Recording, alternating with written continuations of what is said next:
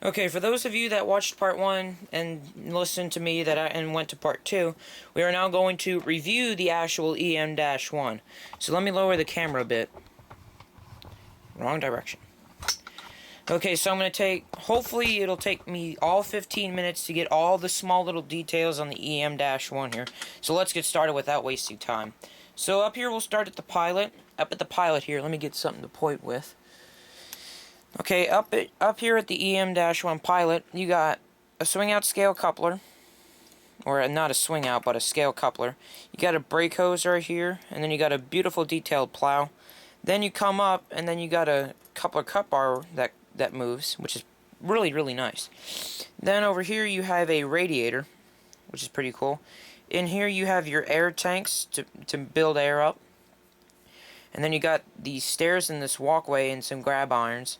And then you got your headlight with the LED inside with the numbers boards on the side 7616.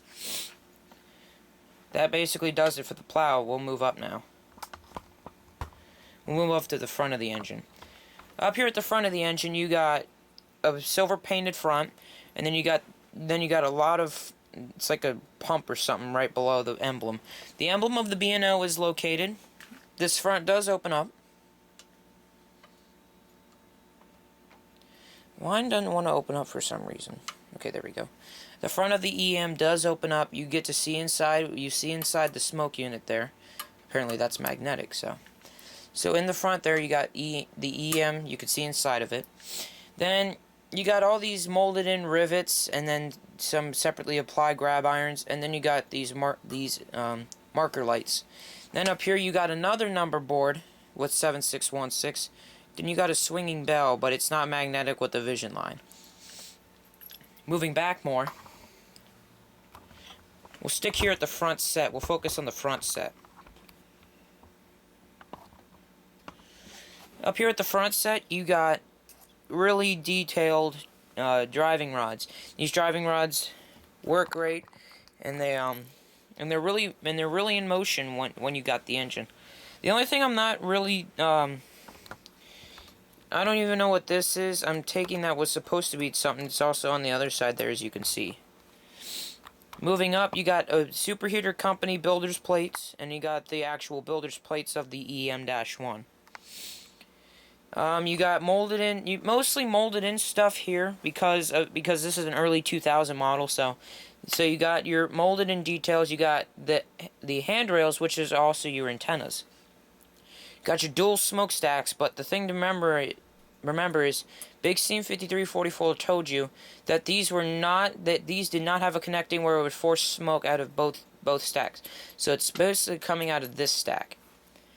You got a walkway here, which is pretty nice. Now, for those of you who want to know what is an what is a 2884? Well, Eric Siegel mentioned, well, this is our articulated steam engine. Now, if I were to pick up the front of the engine, I'm able to swing this back and forth. That's pretty cool. Now, what Big Steam 5344 forgot to mention in his EM video is this little detail right here that you usually can't see. As you can see right here, there is a pipe that runs through the cylinders and up the boiler. Now you're probably wondering, well, where does that tube lead? As you can see here, there is a long big tube right here that actually goes up and goes into the engine. That tube is supposed to go through, that pipe is supposed to go through here and down into these cylinders right here.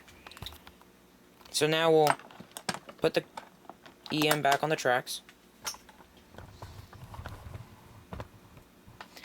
And now we'll move back farther. Alright, right here you got the air test tanks. Test tank maximum is 150 pounds. Then it needs to be checked on December 19th, 1948. That's when it needs to be checked. Loads of separately applied detail in here. You got pipes moving in the engine. You got more pipes down here. Special stuff. More molded in detail up here on the boiler. Not crazy about it, but it's cool. You got busy driving rods throughout this whole thing right here, which is pretty cool. And there you go with this spring thing again, which I don't really know what it is.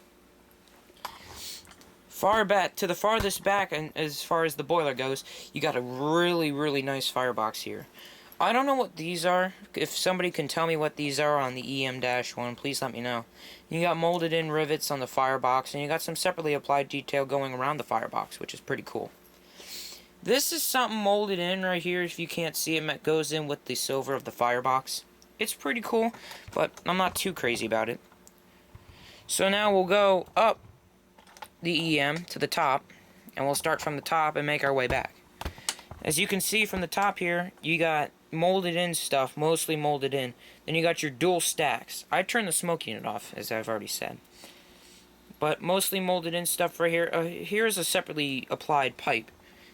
Pretty cool. And here's a dome. I don't really know which domes are which. I'm taking this as the dome for the whistle right here. And I'm taking this as probably a sand dome. You got a separately applied pipe here. Then you got your hand-painted valves and your hand-painted whistle right here. Then you got steam release, which is supposed to be right here. And then go back a little bit farther. You got another sand dome, and then you got two generators, I believe. Two generators right here. One right here, and another one right there.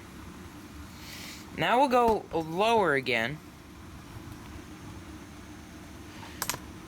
And now we come to the cab. The cab is excellent. I like the cab. On the side here, you got 7616 painted there. Then below it, you got EM-1.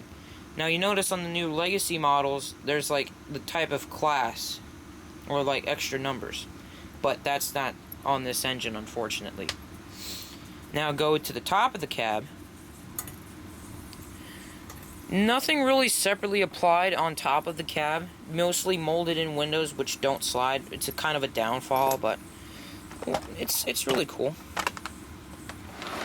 Now we'll move the engine up, and I will take it off its tripod, and I will turn the track on, but I'm going to take the tender off. That way the tender doesn't make noise.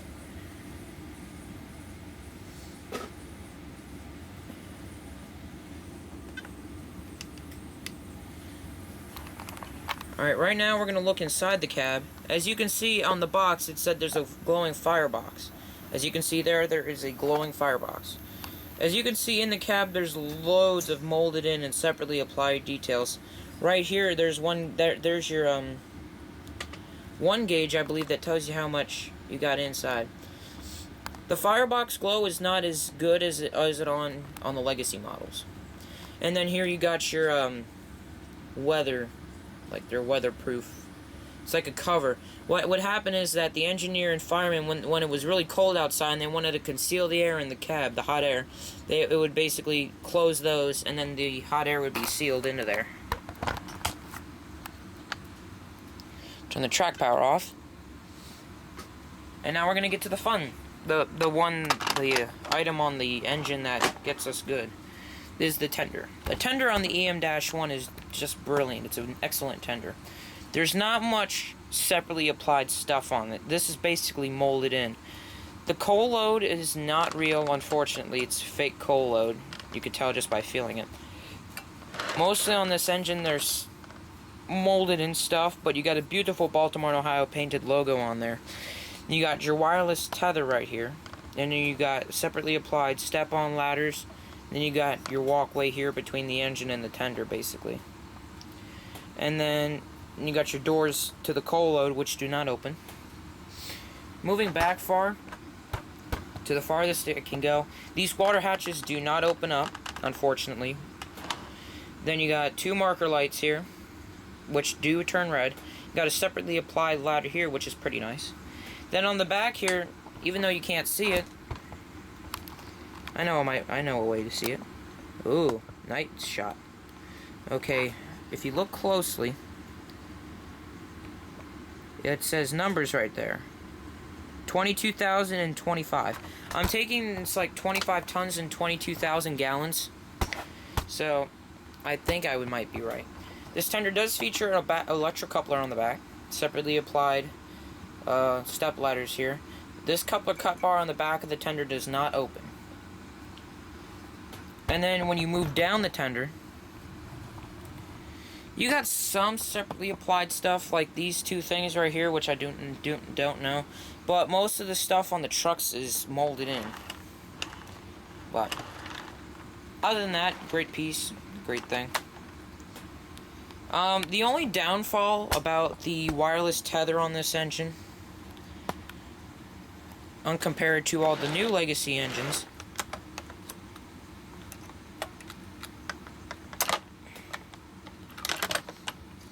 compared to the legacy engines, you all remember that there is a thing that hooks up and then that holds the engine tether down. That way it doesn't slip out during operation. Well, Lionel didn't make that around the time because they didn't know about it. Since I have 5 more minutes left, or basically 4 because I'm going on 11 minutes, I want to talk about real quickly how I modified this engine to get it to fit on 060s, and I have to talk about the problem that I mentioned in the layout update video. To get this thing to fit on 060s correctly, you must remove the spring out of the bottom of the pilot trucks. When the spring was in there, it moved the truck up and made it slide out. But when there's no spring in there, the truck can move freely for itself. Now, the problem with the EM that most people report with this engine, the drive shaft. The drive shaft has a little metal piece that hooks into the drive shaft that keeps breaking off. The solution to fixing that problem, super glue gel glue.